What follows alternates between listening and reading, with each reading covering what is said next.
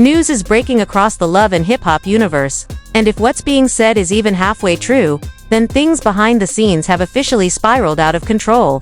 Whispers are flying in from people close to production, claiming that a shocking moment between Sierra Gates and Mendeecees Harris turned so volatile. Producers had no choice but to shut the entire set down, and now fans are divided, confused, and absolutely stunned. According to sources, the whole thing started when Sierra allegedly accused Mendeecees of crossing a serious line, something he instantly denied. But what happened next is what nobody saw coming. Insiders say Mendeecees, usually calm and controlled, completely lost it. Furniture was thrown. Crew members ran to separate cast members. Cameras were cut mid-scene, and security had to physically escort him off set. Was it all just the heat of the moment, or did Sierra's fake claim push Mendeecees over an edge he'd been standing on for too long? People on social media are saying this might be the beginning of a massive shakeup for the franchise. One that could drag in Yon Dandy, the producers, and even legal teams. We're unpacking everything we've heard, because this is not just drama. It's damage. It started slow like most things do on sets like these. People were laughing, fixing their mics, sipping from red solo cups behind the scenes, not knowing that the calm wouldn't last another 15 minutes. Sierra had shown up later than scheduled. Her glam team had been on edge since morning, whispering about something she was planning to get off her chest. No one paid it much attention at first, until she walked in with that look on her face. Not angry, not loud, just still. Too still.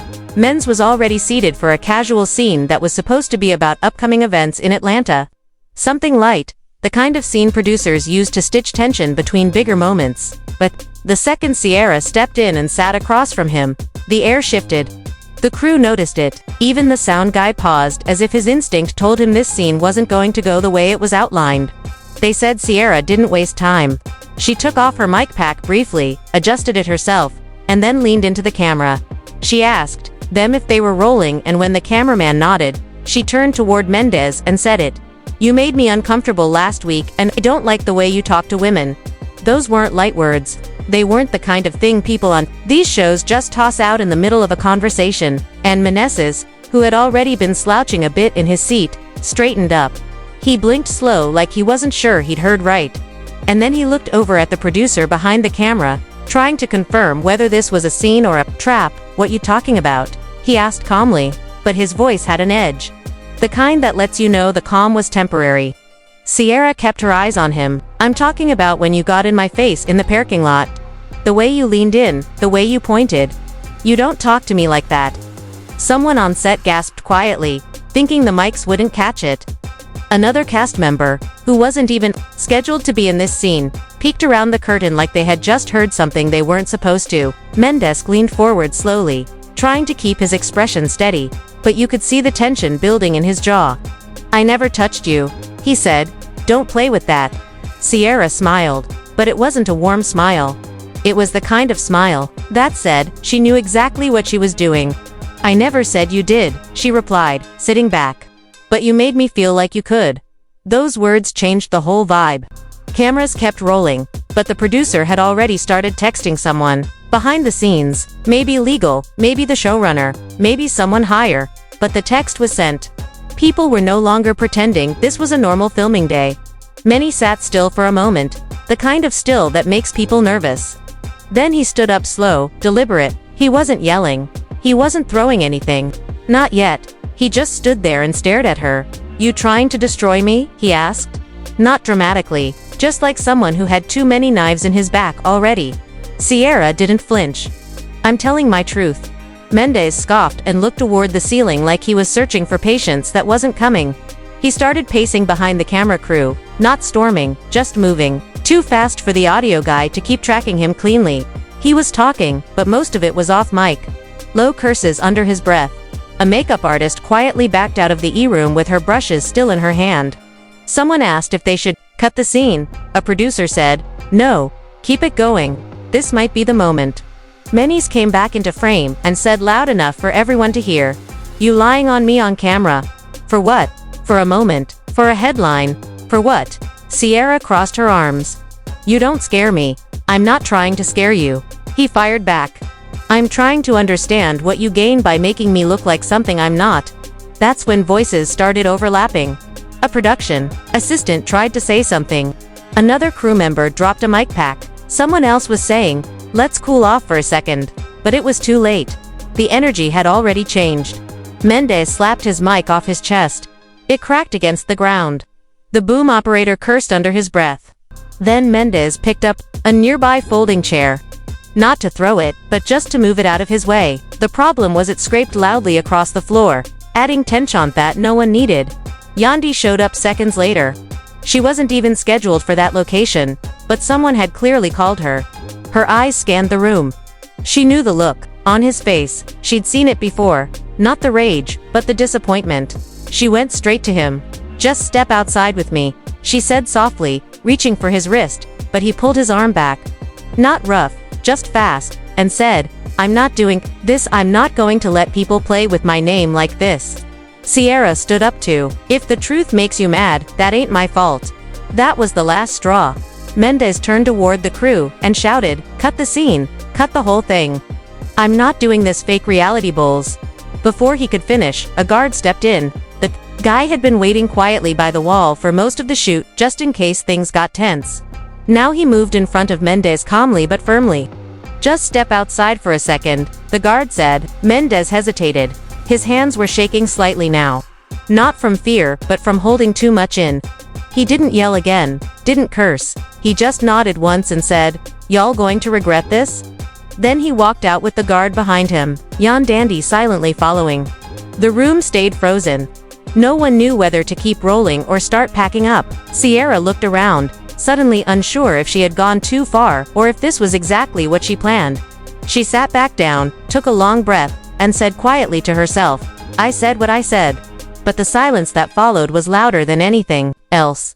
Because everyone in that room knew something had cracked open that wasn't going to be easy to close. There was something strange about the silence after Mendeecees left the room.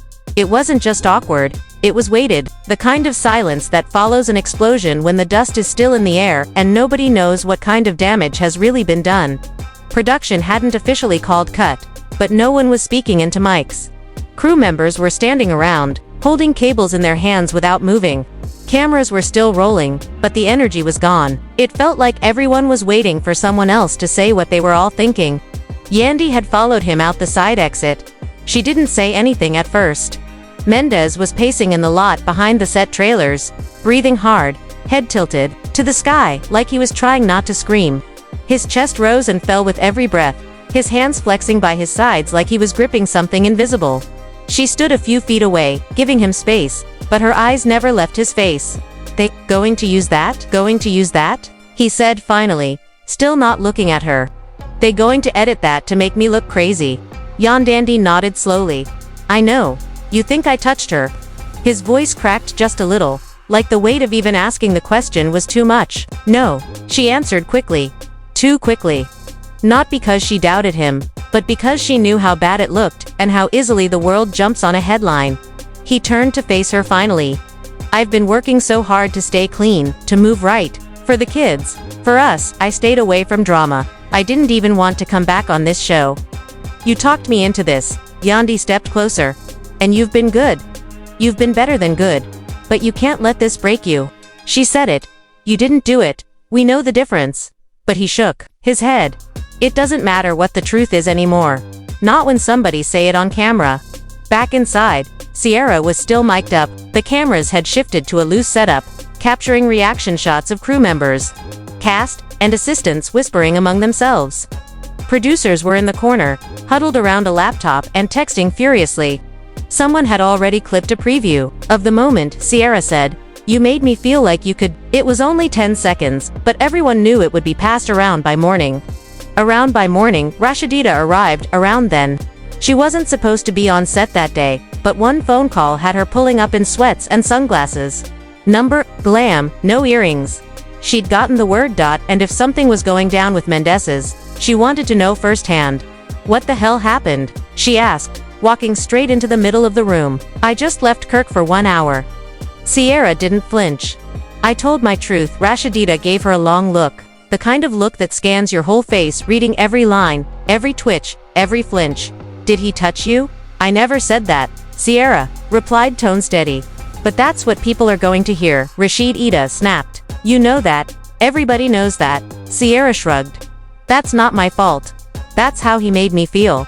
Off to the side. One of the producers finally stepped forward. She was short, sharp, and always had a clipboard in her hand. Okay, we're going to pause all shooting for today, she announced. There's too much energy in the room, and we need to talk to legal. No one's being sent home yet, but we are off schedule until further notice. You could feel the shift instantly. The cast scattered. Glam team started quietly packing up their kits, and the entire atmosphere turned cold. It wasn't chaos, it was withdrawal. Like everyone wanted to get as far away from what just happened as possible. Back outside, Mendeecees had sat down on the step behind the trailer. He was hunched over, elbows on his knees, palms pressed together like he was praying without the words. Yan Dandy crouched beside him. They going to let that ride, he muttered. They going to air it. They might not, she said gently. It's still early. They might pull it. Especially if you talk to them calmly. Tell your side. He looked at her sideways. You think they care about my side? That was the problem. He already knew the answer. Meanwhile, the news had already started spreading. Crew members had texted friends. Friends had tweeted cryptic messages. And fans were already piecing together clues. A vague Instagram story from one of the hairstylists had already been screen recorded and reposted by 3 fan pages. Some people don't know how to act when you expose their energy. It read over a blurry shot of the set. Comments had flooded in immediately. Who y'all talking about? Is this about men's? Did someone get kicked off the show? I heard he hit somebody. That last one made Yandi's stomach turn when she saw it. She handed her phone to Mendeecees without saying anything. He read the comment and then scrolled through the others in silence. They already believe it, he whispered. It's out there now. Inside the set trailer, producers were in damage control mode. They had already contacted VH1's legal department. Someone suggested they have Sierra film a follow-up immediately to clarify what she meant, but Sierra refused. I said what I meant, she told them. I don't owe anybody an explanation.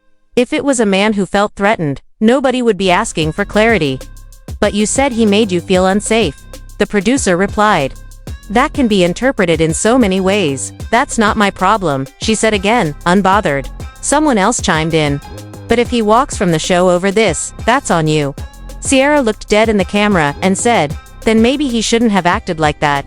The producer sighed. It was clear Sierra wasn't going to walk anything back, and in a twisted way, that made it more valuable. The network thrived on controversy.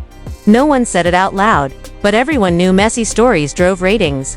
And if the situation wasn't legally explosive, then the more chaotic the better.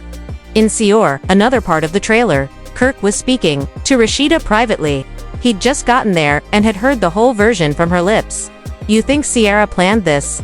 He asked. I think she knew what would happen, Rashida replied. She wanted the reaction. She just didn't think he'd go that far. He didn't even do nothing from what I heard. Doesn't matter anymore, she whispered. People believe what they want. And that was the hard truth. Whether it was real or fake, staged or sincere, the damage was already out. And it wasn't going back in. Out back. Yandandi sat down beside Mendeecees quietly. She didn't speak. Neither did he. They just sat there together while the world started tearing apart what really happened. Piece by piece, moment by moment, not even waiting to hear his side. It didn't take long for social media to turn the situation into a wildfire. Within an hour, 3 major gossip blogs had posted about an explosive altercation between Sierra and Mendeecees on the Love and Hip Hop set. None of them had footage. None of them had quotes. But the headlines were loud enough to do the damage. One post read, Sierra exposes Love and Hip Hop castmate for making her feel unsafe. Security called in. Another said, Mendeecees reportedly goes off after co-star's chilling confession. By the time Mendeecees got back to his phone, he had hundreds of DMs, missed calls, and comments tagging him in every direction. People weren't even asking what happened. They were just picking sides. Yandi had warned him not to go online. She'd begged him to stay off the blogs, but he couldn't help himself. He needed to see the damage. And the damage was already deep. He always gave me aggressive vibes. You can tell by the way he talks to Yandandi sometimes. This not surprising at all. If he did it, he needed to be off the show for good. He scrolled through the chaos quietly, his thumb slowing as he read one particular comment. It said, "Funny, how they only come for black men when they're finally getting their lives together." He didn't like that narrative either. He didn't want this to become about race or gender or politics. He wanted the truth to matter. But he knew better. Truth didn't trend. Meanwhile, production had gone full lockdown mode. All cameras were paused. All upcoming scenes were on hold. The energy on set had turned into cold calculation. The executive producers were on a call with the network trying to figure out whether this scandal was going to help them or hurt them. Some were pushing to lean into it. Others wanted to scrap the footage entirely. Inside a side trailer, one producer met with Sierra again. This time it was different. Less questions, more strategy. "You need to be prepared for backlash," she told Sierra calmly. "I said what I said," Sierra replied, unmoved. "I know, but the way you said it, the way it's already being shared, it's going to look like you accused him of putting hands on you." Sierra raised an eyebrow. "I didn't say he did. I said I felt unsafe. That's my experience." The producer paused. "Would you be willing to film a confessional explaining your side? Not to walk it back, just to clarify." Sierra smirked. "You mean damage control? I mean, your truth before everyone else twists it into something else." She thought about it for a moment, then finally nodded. "Fine, but I'm not apologizing." The crew scrambled to get a camera set up. No glam, no lighting. They just needed her raw and real. When the camera started rolling, Sierra looked straight ahead and spoke slowly. "I didn't say Mendeecees hit me. I didn't say he pushed me. I said the way he approached me, leaning in, speaking over me. It triggered something. I felt disrespected, I felt intimidated, and I spoke on it. If that offends people, I'm okay with that because I'm not going to be quiet when something doesn't feel right." The producer behind the camera didn't say a word. She just nodded and stopped the recording. On the other side of the lot, Mendeecees was in the middle of a conversation that felt more like a breakdown than a meeting. He was sitting across from one of the senior producers, hands clenched, jaw locked. "I can't come back from this if y'all air that," he said. "Even if I say my piece, even if Yandi vouches for me. The clip's already out. The narrative's already moving." The producer didn't deny it. "We're figuring out what to do." "Nah," he cut in. "You already figured it out. Y'all going to use it. You want the drama. You want the numbers. You know how this works," the producer replied. "It's a reality show. We show what happens. No, you show what you want to show, and you know it." His voice wasn't loud, but the pain underneath was undeniable. This wasn't about one moment anymore. This was about everything he'd been trying to fix. The image, the reputation, the years spent proving he wasn't the same man from his past.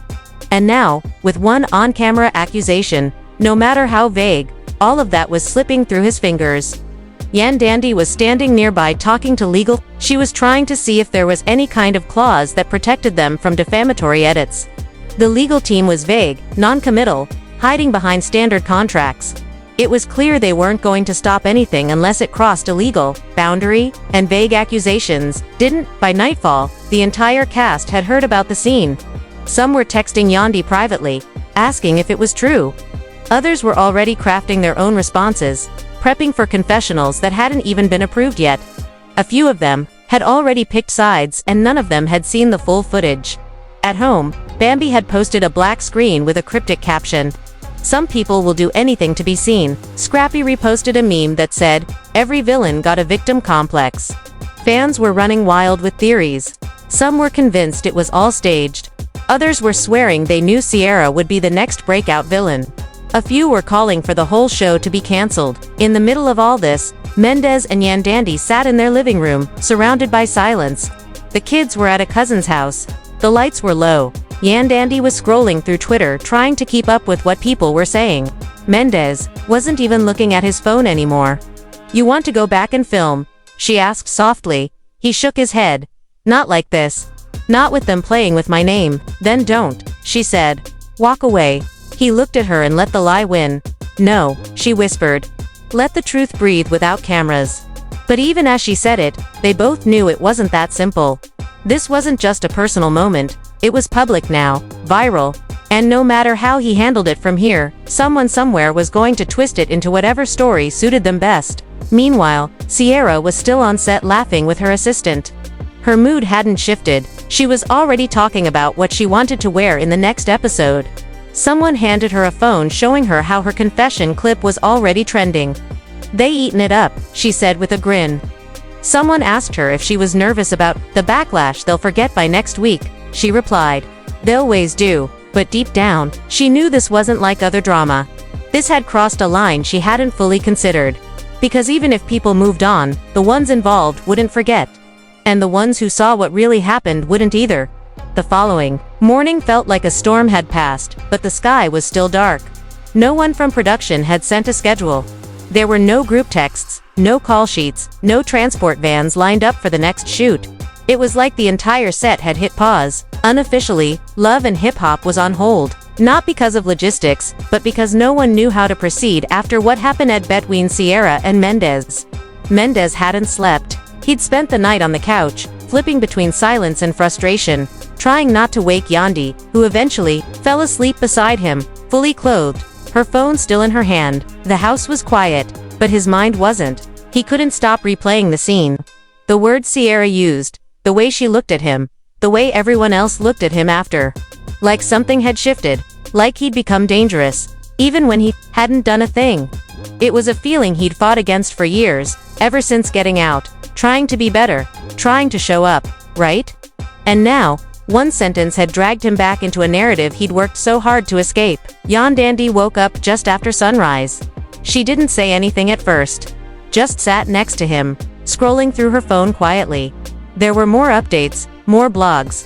Someone had uploaded a clip that wasn't even supposed to be public. The moment, Mendeecees slammed his mic on the ground. No audio, just that visual paired with a caption that read, "Rage is real." He didn't say a word. He just stood up and walked to the kitchen. Yandandi followed. "They're trying to frame it like a pattern," she said quietly. "They're digging up old scenes, old interviews, stuff you said years ago." He shook his head slowly. "It don't matter what I say now, does it? It's already out there." Yandandi exhaled. "We still have a say in how this ends." He turned to her. "Or do we?" Back on set, producers were scrambling to recover. VH1's legal team had issued a formal notice. Nothing would be aired until both parties had a chance to respond on camera, but that didn't stop the leaks. Someone had already shared the draft footage with a friend, and it was clear multiple versions of the story were making their way around the industry. Crew members who were silent yesterday were now talking. Extras were telling their own versions. Assistants were spreading partial truths. Inside a production office, two senior producers debated their next move. "If we cut it, we lose the rating spike. If we air it, we risk getting sued. Unless he signs off." "He's not going to sign, then spin it." "How?" The conversation was cold, calculated. They weren't discussing truth. They were discussing storylines. Meanwhile, Kirk and Rashida were at home talking about what had gone down. Kirk had spoken to Mendeecees late the night before. The conversation had been short but revealing. "He's hurt," Kirk told her. "This ain't just drama to him. It's bigger because it hits his past," Rashida replied. "And people already decided who he is." "You think he's going to quit?" "I don't know," she said. "But if he does, they'll say it's guilt. If he stays, they'll say it's spin. He's stuck either way." Yandandi was already planning. She wasn't just going to let it happen. She started calling in favors. Bloggers, influencers, old producers she trusted.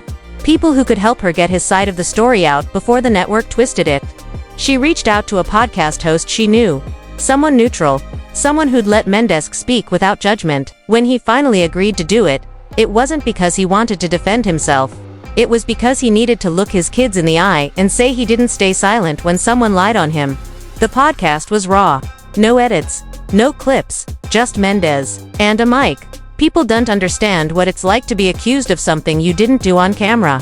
He said they don't see the damage. They just see the clip, the outrage, the drama. But behind that, there's real people. There's families, there's history, and that accusation, even without proof, it sticks. When the episode aired, fans were divided again. Some called it damage control. Others said he sounded sincere.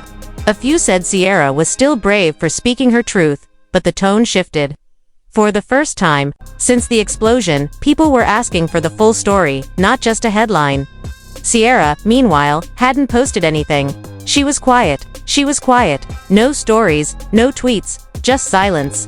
Her team had told her to lay low. She was frustrated, but she listened. What she didn't know was that one of the mic texts had saved a backup recording from earlier in the scene. The raw audio that caught every word, even the ones the main camera didn't. The footage hadn't been shared yet, but it existed, and in that audio, you could hear the exact tone of her accusation, the pause, the smirk, the words. One of the producers had listened to it in full. And suddenly, the story didn't sound so black and white anymore. In a meeting with the network, they debated what to do with the raw audio. We can't air it without legal approval, but it shows intent. Intent's not illegal, and it's not ratings either, but someone was already leaking parts of it anonymously. A short clip of her saying, "You made me feel like you could," followed by laughter in the background, had surfaced. It made things worse for Sierra. Fans began turning on her, calling her manipulative, saying she weaponized fear. Comment sections were flooded again. Only this time, the blame was shifting. She played that man on camera. This is why people don't take real victims seriously. She knew what she was doing. Mendeecees saw it all. She didn't celebrate. She didn't say, "I told you so." She just looked at Mendeecees and said, "This isn't over, but you're not alone." Mendeecees nodded, but he didn't smile because he knew something had changed forever. Even if the truth came out, even if the network apologized, even if fans saw the real footage, the scar was already there. The doubt, the headline, the silence that followed when he walked off that set, and some things don't go back to how they were. By the end of the week, the producers announced that filming would resume under careful supervision, security would be increased, scenes would be reviewed more closely, and both Sierra and Mendeecees would be invited to have private sit-down confessionals to close the situation. Whether either of them agreed was still uncertain. But the damage had already been done, not just to reputations, but to trust, to truth, to the idea that reality TV could still be real at all. If you've been watching Love and Hip Hop for years, you already know the drama runs deep. But this hit different. The fallout from Sierra's accusation and Mendeecees' breakdown has left fans completely divided. Producers scrambling and the entire cast walking on eggshells. We don't know yet whether Mendeecees will return to filming, whether Sierra will double down, or whether VH1 will try to bury the footage before things spiral even further. But one thing is clear. Something broke that day. And it wasn't just a mic. This situation has raised serious questions about what's real and what's manufactured in reality television. How far is too far when it comes to a storyline? Can a single moment erase years of growth, or will the truth eventually come out? And even more importantly, can Mendeecees recover from this, or has his public image already taken an unrecoverable hit? We want to hear what you think. Do you believe Sierra crossed the line? Was Mendeecees justified in his reaction? Should the producers have stepped in sooner, or is this just the price of reality fame? Drop your thoughts in the comments below. Don't hold back. And if you're just as locked into this drama as we are, make sure you like this video, subscribe for more exclusive updates, and turn on your notifications so you never miss what's really going down behind the scenes. Because in this world, the cameras might stop rolling, but the story never ends. It never ends.